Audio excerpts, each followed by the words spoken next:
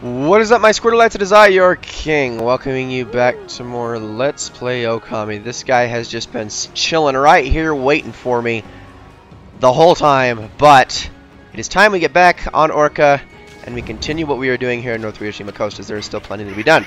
So, in the last episode, we explored, and I kind of just implied that with my last statement, but we're going to be doing more exploring in this video. Now, there's a lot more to do over on this side of North Ryoshima Coast, and then we can start progressing and searching for the Dragon Palace.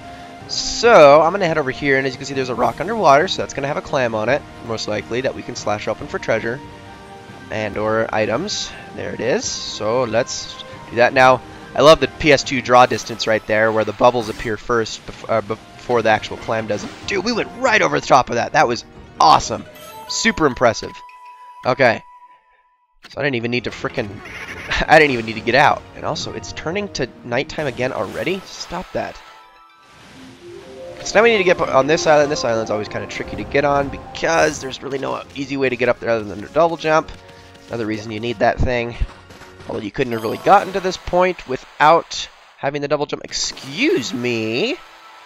There we go. And I believe, is that all that's on this island? I think that is all that's on this island. It's just that clover. Yeah. Alright, that's fine. So, although it could be a different story if I was doing this at nighttime, but I am not. And I don't plan to. Because I like the music, and I like the visibility. And I think it's much prettier in the daytime. It's one of the few things I actually think is much prettier in the daytime, but nonetheless. We have I think 2 more islands to hit, and a few more underwater rocks to slash clams off of. And here, now this is very interesting. Let's dig this up. Yeah, purple smoke. You remember seeing that earlier in the original Ryoshima Coast? Well, the original. Yeah, the OG Ryoshima Coast, yo. No. Yeah, we got another bandit spider. But what's more important than the actual bandit spider fight, which is going to be easy as crap, is what happens after we defeat the bandit spider. It's just like, let me see if I can get around this fool. It's just like what happened with the last bandit spider. So you remember what happened with the last bandit spider? Well, when we finished that fight, something was unlocked. Something was made available to us here. Let me see, there we go. Did I do it? Perfect, okay. Now we just use fire to kill him.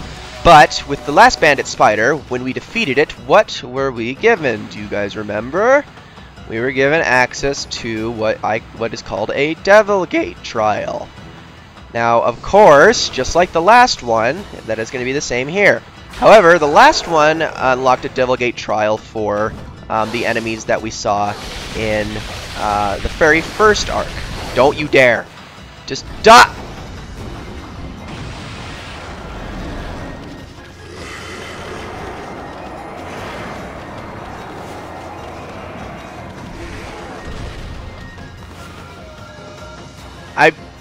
I'm not gonna say anything. This is all I'll say. I will only say these words. Karma is a bitch. I definitely earned that.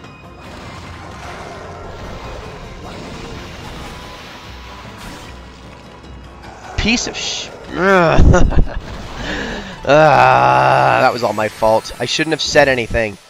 That was really stupid, though. I shouldn't have finished it with the divine instrument. I should have used fire on it. Yep, I earned that one. I definitely earned that one.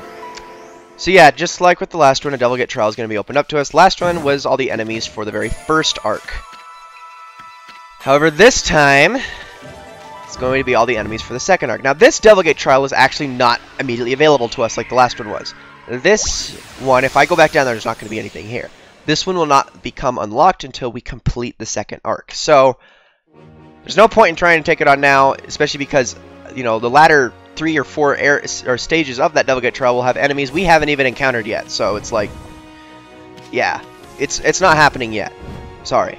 And I know you were probably excited, but no, we're not doing that one for quite some time. In fact, as I said before, I'm going to be doing the Devil Gate trials kind of in a predetermined order. I'm going to start the first Devil Gate trial immediately after completing the second arc, and then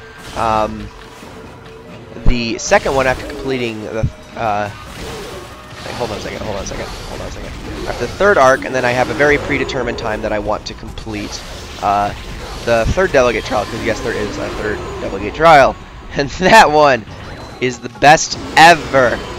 It's the best Devil Gate trial experience you will ever experience in the history of Rip. Don't hit him again. Oh, it's okay. Yeah, remember, rosaries suck for getting demon fangs. That will always and forever be the case. It is sad. Now, we have one more island to hit, and that is this one with the actual beach over here. Now, remember in Seance City when I grabbed the Marlin rod? Because I said that was also something you need to get. Well, this island is actually why.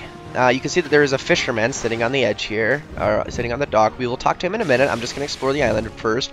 And actually, before I do that, I'm going to switch to nighttime, because this one actually has like a few hidden treasures that you can't see during the daytime. So, let's run up the beach, and let's take a look around. Like, as you can see, there's one here. This would not be visible in the daytime at all.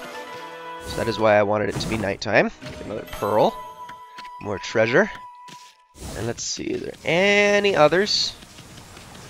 No, I thought there was more than one on the beach here. Maybe I'm wrong. At least the water dragon's leaving us alone so we can just hear the Ryoshima Coast music. At least while it's still here, because it's going to fade out any second now. Alright, here we go. Let's do that. This island's actually got quite a bit on it. Oh, and there we go. We actually got a stray bead from right here. Make sure you grab that. I actually did not remember that stray bead. Now here you need Digging Champ. Bloom that. And then open this up for a Holy Bone M.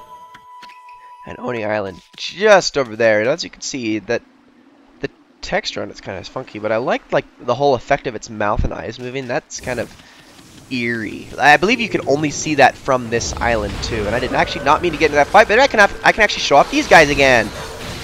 Jiro and Saburo, that's what their names are. I actually know that because I just yesterday edited the frickin', excuse me, I just edited the episode that these two appeared in, and then I actually had to go search it up while I was editing. Excuse me, you guys. Okay, now I can start power slashing you, which does so much damage, especially with Power Slash 2. Hey, stop that. Yeah, that's right. You cut that out. Die. Freaking weak as soon as you get their armor off. And Power Slash them just because, again, we still don't have their foil finisher, and we will not for a very long time. Yeah, probably not for another 6, 7 episodes, maybe even longer. Okay. I wouldn't even be surprised if it's not for another 10 episodes. Let's blow that. That's all I was trying to do, but at least I got to show those guys off again.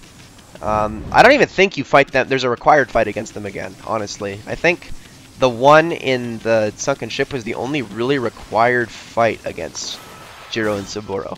And even against Ichiro. Maybe there isn't. I think there's one more required fight against Ichiro, but I could be wrong.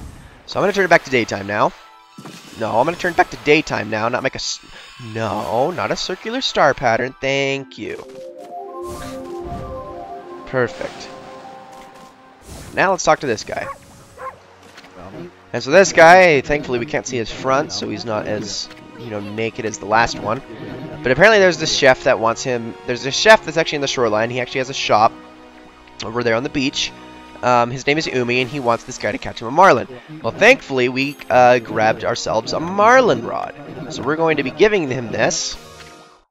And you were robbed of the Marlin rod. Excuse me, I didn't give it to him at all.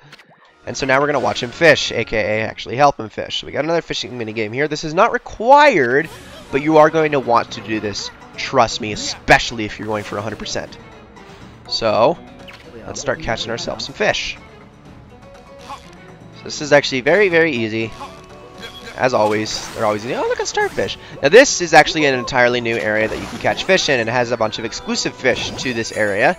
So, if you're going for the complete fishing tome, which I am, you're going to need to do this. Or you're going to need to fish here quite a bit. Thankfully, he comes back to this spot after this is all done. So that is a blowfish, I believe, a pufferfish. Oh, it's so funny looking. I love how derpy it is. Oh, blowfish are freaking hilarious. And now we have the big guy. So, let's hook him. Yep, looks like it's going to be a big one. Holy crap! Y'all need to chill out, buddy. Y'all need to chill out. Jeez, this fish. There we go, that's one. And I believe we have to do this 3 times. So, this is where it gets insane. Especially when you're doing the actual, fishing for the fishing tome. and you start encountering like these kinds of guys over and over and over again, this wears down your stamina really quickly, so you gotta be careful with them. But again, there's no time limit as long as you keep your stamina low, so honestly, if you have all the patience in the world, just don't overdo it and you should be fine. And we caught ourselves a Marlin.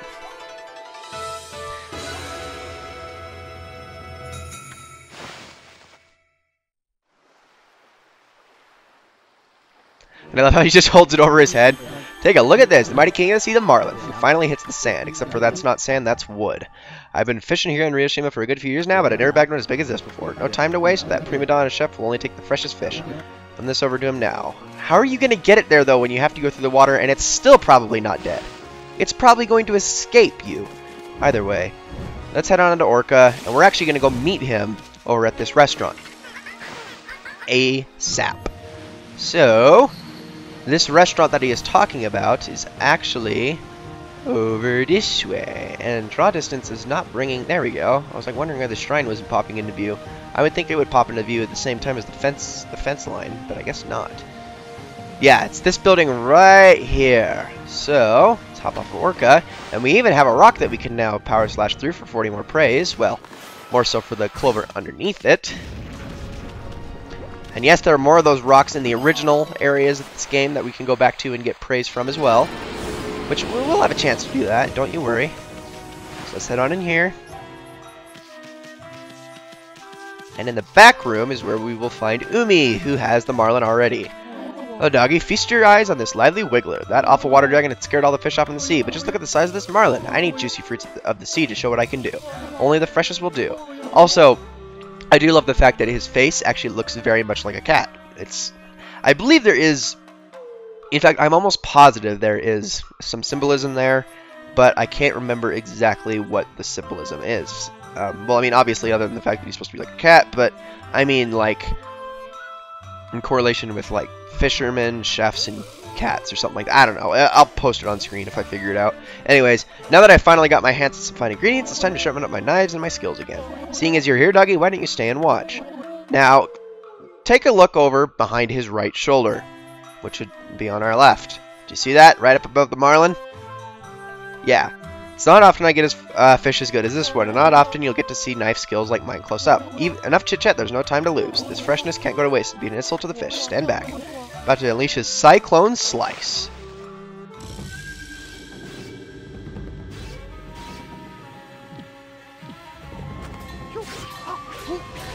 Dude, this guy. Check him out. Now, as soon as it gives you the option to do it, open this up and draw 3 lines. And it didn't register for some reason. There we go. I don't know why it didn't register the first time, because that usually registers almost perfectly.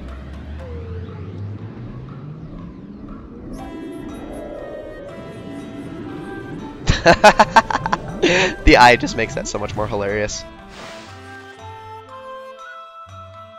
And somehow falls into 5 swordfish or marlin heads and boats. Okay. My best handiwork ever. My skills were getting a little rusty, but now I've reached new heights. I've matured. The fish must be fresh. The dish must be quick. If I sharpen up these blades, I'll be serving up a whale next time. Oh, I hope not. Don't do that to whales. But anyways, yes, that was an upgrade to the power of Galestorm given to us by Kazegame. Ah, Matarasu, Original, it is good mother to us all. My power had diminished while you were away. But that man's zeal and your own pure heart have restored my power. I have harnessed this fervent energy to bestow upon you a new power. Dance like a raging whirlwind. And so Whirlwind is the upgrade to this. Now, Whirlwind is a freaking awesome power, and I love it to death. Another power of Kazegame is pretty intense. I bet this enthusiasm was what was awakening it. If it could do that to a Marlin, just think what it could do to those pesky monsters. And so we get 20 praise for that. And on top of that, we're going to actually want to grab these things first, because if you don't grab them now, you're going to be in trouble. These upgrade your, these fill your Astro Pouch a ton and give you tons of yen for eating them as well, so make sure you do that. We also got Galestorm Tech. But now I'm going to head outside. Before I end this episode, I'm going to quickly show you this in battle, because this is a freaking amazing power, and I love it. I think it's actually one of the best upgraded powers in the game, especially for the Devil Gate trials when you're fighting like 5-6 enemies at once. So let's head on into this Devil Gate, and let me show this thing off. So here we got ourselves an Ubume. So, what I want to do is I'm actually going to do that, do this, and then I'm going to try using Whirlwind. No, come on. I don't know why it's not registering so easily. This usually registers without problem, like every time. So, catch them in the Whirlwind. There's no way they can defend against this. Just keep running next to them, and it will eventually kill them. Do tons of damage. It consumes a lot of ink. It's much more useful, though, for several enemies at once. So that is the opportune moment to use them, is when you have a plethora of enemies to attack, especially in double gates and whatnot. So yes, there you go. That is the power of Whirlwind. But ladies and gentlemen, after I feed these foxes, that is going to be it for this episode of Let's Play Ōkami. In the next episode, we're actually going to head back to Seion City, and there's a couple things I want to do before we progress any further in the storyline, because they are things I would like to take care of that I actually completely neglected as fast as possible, because Seion City, as I said before, is absolutely full of side quests and things to do, and I don't want to hold them all off until the very end of the game. I mean, to the end of the arc, so I'm going to take care of them, a couple of them in this next episode. So with that, guys, this has been the Squirtle King. I hope you enjoyed this episode of Let's Play Ōkami very much, and I will see you all in the next one.